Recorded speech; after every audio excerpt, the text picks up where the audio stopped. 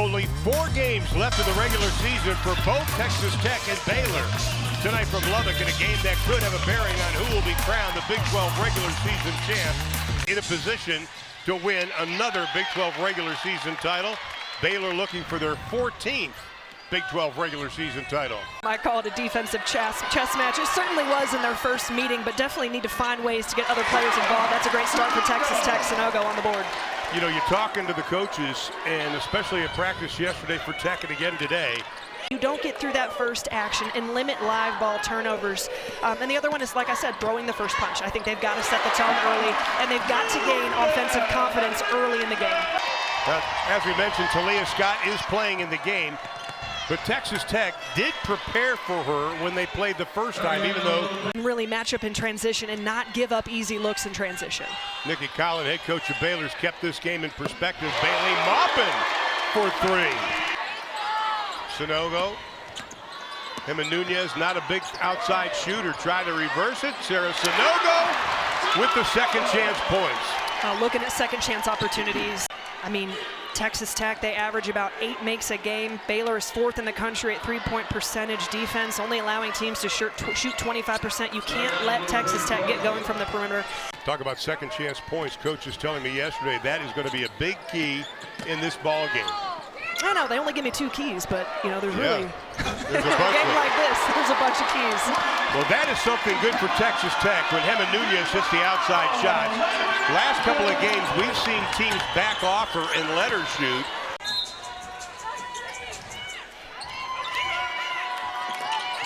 Nice job defensively. Nunez. Fauntleroy to beat.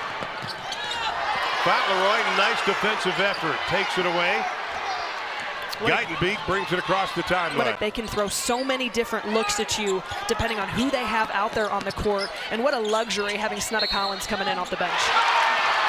Nikki Collins telling us earlier today, she said, we've got to make it difficult on Collins when she takes those shots.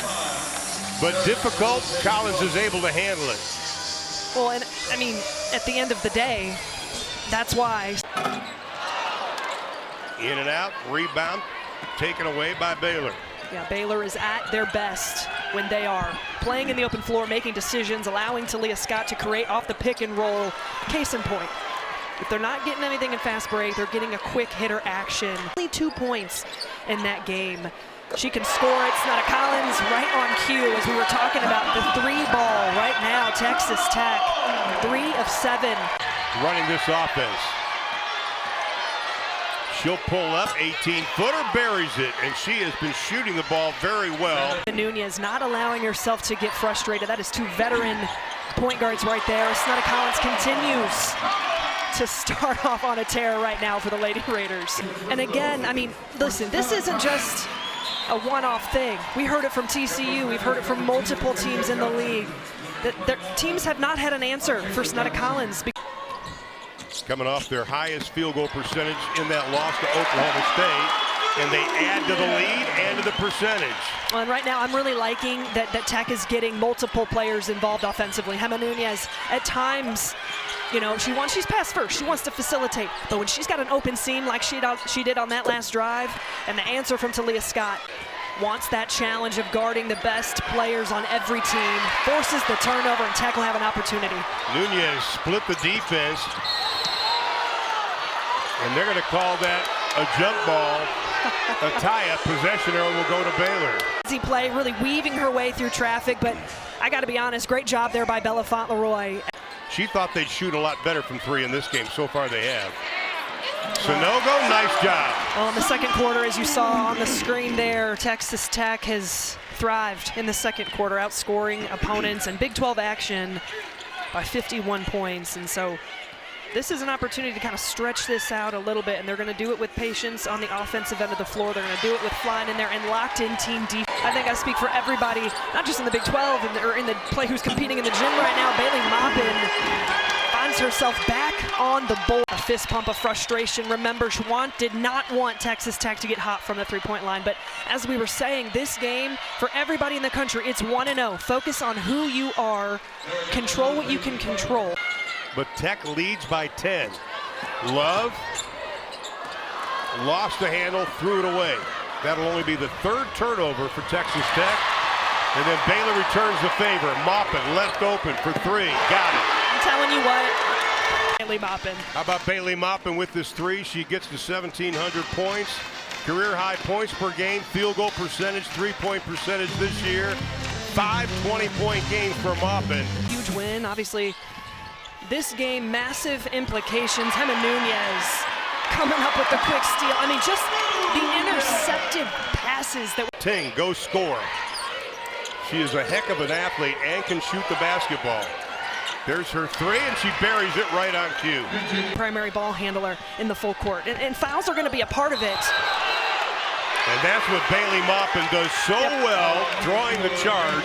That Bailey Maupin caught a lot of people's eye in the Big 12 tournament last year with her taking charges. Watch this. I mean, and Van Geitenbeek, it's really hard to even understand because you're just focused on collecting the inbounds and getting some momentum, and that is, a lot of coaches wouldn't like that, you know, Bailey Maupin kind of positioning yourselves in that type of position, but she is one of the best in the country, in my opinion, at sliding over and taking a charge, especially in critical moments. I mean, Texas Tech is very good at that. Well, they gave Maupin a little bit of room over Kirsten Johnson, and she buries it. Tried to limit Texas Tech to 6 made threes on the game. We're not even halfway through the second quarter. Van Geitenbeek has to give it up. Scott launches and buries the three. That is her second of the ball game, and she's got 8. Well, and there's so much time left in this game, right? I mean, basketball, we all say it. It's the most biggest cliche we have. Basketball is a game of runs, but right now, Texas Tech is clicking on all cylinders. On the season, averaging almost 5. Jada Malone inside. When she gets that deep, she'll use the body and got it. Malone's got her first 2. Van Geitenbeek with 2 fouls as we take a look. Jada Malone with 2 fouls for Texas Tech. Ella Brow, the redshirt sophomore out of Australia, and SMU has had a check into the lineup. Bella Fauntleroy walling up, and again, just using. But Baylor's going to have to play TCU in Fort Worth, the final game of the season. Nice rejection. Fauntleroy. I mean, she's number 9 in the Big 12 in blocks. Listen, Bristow got her twice on the back end. Bella Fauntleroy wanted some revenge on that shot. I love it. You know, I mean, that's just that's 2 competitors making big-time plays. Here's Sydney Love, the transfer from UTSA. Oh, beautiful pass inside Maupin, but that little hesitation kept Bella Fauntleroy from blocking it. Well, this is a little bit of an area of concern for Texas Tech at times. As again, great back cut there by Bailey Maupin. Reads the defense so exceptionally well. 58% of her shots are threes. She's she's an elite scorer. Snetta Collins rattles it home. She goes to double figures with 10. Another good crowd on hand here at United Supermarkets Arena. Crowds the last couple of months have been outstanding. Good job dumping inside the Little Page Bugs. Final 50 seconds here in the second.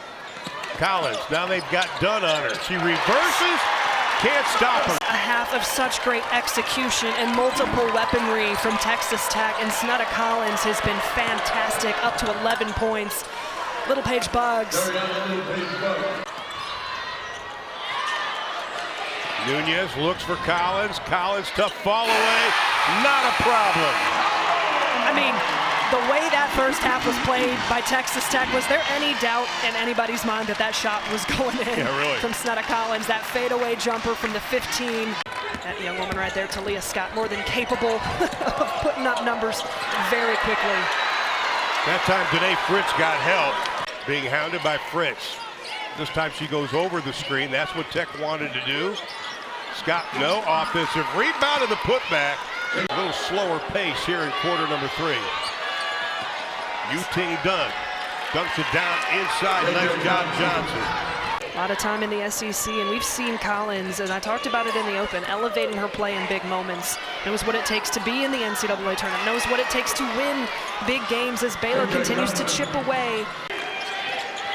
Geitenbeek, not a whole lot of places to go.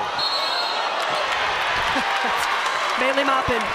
Second charge. Vintage Bailey Maupin and her ability to take a charge Baylor bench pleading their case for a flop. It seems like every time there's an offensive foul, looks like we're predicting flops in this one, but I will tell you, I've watched Bailey Maupin a lot these last couple. That's what she does. She puts herself in position. Second game in a row that Baylor has had 17 turnovers.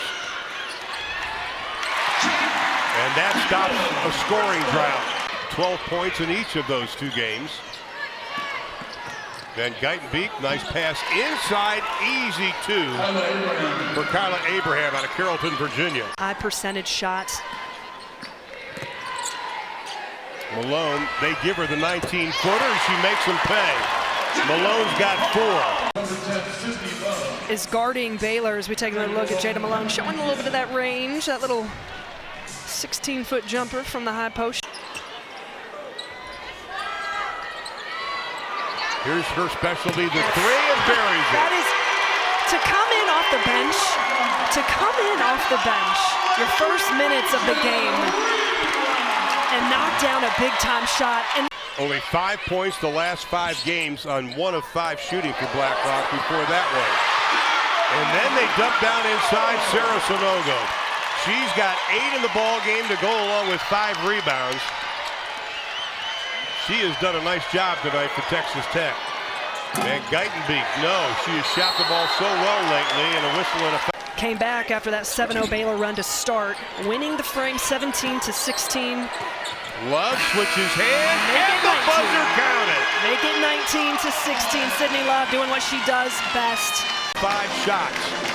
They will head to the final 10 minutes with a 23-point advantage over the Baylor Bears. We'll return to Lubbock after this. Probably maybe 5 minutes until she gets back into the game. Nice job, Abraham, having a good game. Love sees a little bit of an opening, uses the right hand to get her 4th point of the ball game. Little bug loose on the rug. Nunez able to give it up to Bristow. Up ahead to Love. Sonogo wants it, got it, and scores it. That's textbook how you handle pressure in the full court.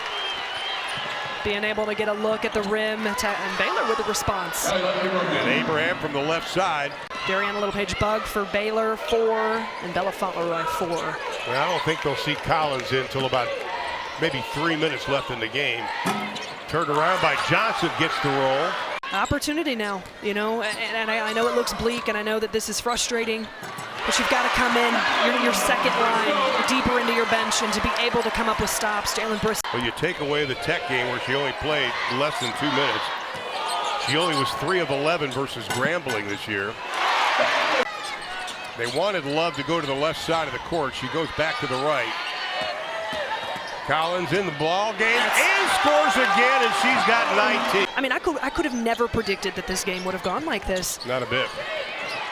But it's a shout out to Texas Tech, and if they're able to go deeper into their bench and they just continue to pile it on offensively, what a performance from the Lady Raiders here tonight. 20 turnovers for Baylor in the ball game. I don't think I've said that in all the years I've been calling Big 12. Collins sets the pick, opens it up for Maupin. Collins with the right hand. 2003, 2004. Maupin got it. Bailey's got 20 in the ball game.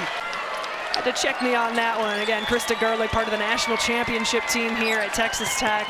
And one of the things she's most proud of, and Bailey's going to be fouled hard, is the fact that players on this team have as much passion for Texas Tech. They're going to have to take a look at that, I bet. It's the swipe of the hand. Well, Darianne Littlepage Bugs, obviously frustration in this game. Obviously, this has been very challenging and difficult for Baylor in this game, and I would not be shocked if this is upgraded to some degree. Again, that contact right on the head, well, flagrant one. To the ebbs and flows. 5 white winds up and impacts, meeting the criteria for a flagrant 1 foul, which we are assessing. And it will be a flagrant 1. Yep. Which is why my cardiologist told me I had to lose weight. It's Lent now, no sweets for me. Yeah. Love no. Malone offensive rebound, put back.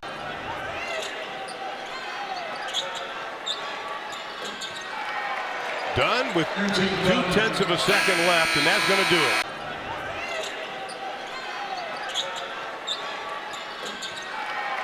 Done with 2/10 of a second left, and that's going to do it.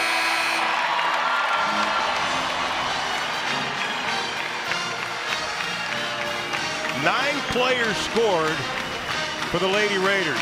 What an impressive win by the Lady Raiders tonight. They beat Baylor, the final 87-56. One of the stars of the game. Sonetta Collins, 23 points tonight, her fourth 20-point game of the season. She joins us now. Now, I mentioned on a couple of telecasts, the day I met you back in November, you were all smiles. So glad to be here. What's this year been like for you, and especially culminating with a win tonight? This year has just been a complete blessing. Just having everyone around me to instill all this confidence in me and to take me in and love me and just be there for me. I mean, I couldn't ask for anything better. Okay, here's the big question. Sell me a car. Oh, absolutely, absolutely. I became pretty good at that real quick. Yeah. Should I get the extended warranty? No, but, you know, it's been fun watching you because your athleticism is something that's caught the eye of not only people in college basketball, but on the next level. But your confidence has grown each year. What's that meant for you to have that confidence and show what you can do on the basketball court? I mean, it means a lot to me. I think my first 4 years, a lot of people didn't know what type of basketball player I was. Right. And I think coming into here, I just kind of opened a lot of people's eyes and let them know, like, I'm really a hooper out here, you know. I'm not just a shooter. I'm not just a defender. I can actually hoop. So this win was so impressive, I mean, from the first quarter on, and after what you did at Oklahoma State, but the way you started tonight, how important was it to start the way this team started? It's very important. Typically for me, once I get started, you know, once I see that first shot go in, it's like it's lights out. You know, it's unstoppable. So, I mean, for me, it was just very important to get started early. I think somebody wants to come over here and give you a hug. You may want to introduce her. This is my daughter, Milani. Say hey to the camera. Wave to the camera. Milani likes me because I gave her candy. How good can this team be? We were talking during the telecast that we felt this was the first game the Lady Raiders played a complete 40 minutes. Do you think that's a pretty fair statement? Absolutely. I don't even think we have reached our limits yet. I think this is just the beginning. I think it's great. It's been a pleasure watching you. I wish you nothing but the best, my friend. Thank you.